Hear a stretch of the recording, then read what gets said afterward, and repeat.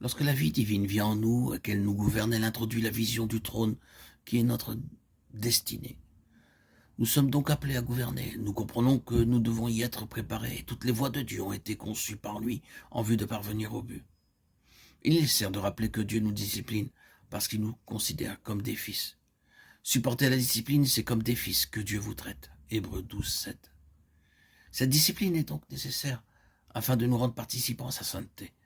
Dieu nous discipline pour notre bien afin que nous participions à sa sainteté. Hébreux 12, 10. C'est par la discipline spirituelle, sous la main de l'Esprit de Dieu, que nous sommes formés pour atteindre la maturité qui est l'état de fils, pour que nous soyons capables d'accéder au trône. Notre éducation est une chose progressive. Elle se poursuivra durant toute notre vie. C'est pourquoi nous ne devons pas être surpris quand le Seigneur permet des temps difficiles et parfois douloureux, poursuivant un travail intérieur toujours plus profond. Nous avons besoin de comprendre cette chose à la fois si simple et si grande. Dieu nous sauve pour être tout entier à lui, parce que son dessein ne peut s'accomplir en nous qu'à cette condition.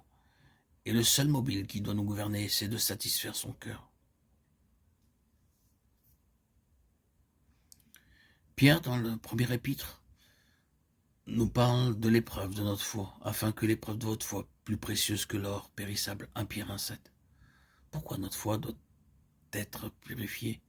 Tout d'abord, il est parlé de votre foi, c'est-à-dire celle que nous exerçons. Alors qu'en Marc 11, 22, le Seigneur dit « Ayez foi en Dieu », ou littéralement « Ayez la foi de Dieu ».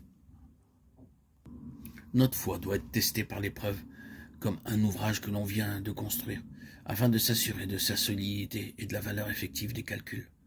Notre foi est dans une très large mesure mentale. Les difficultés nous trouvent vite désemparés, ne sachant que faire.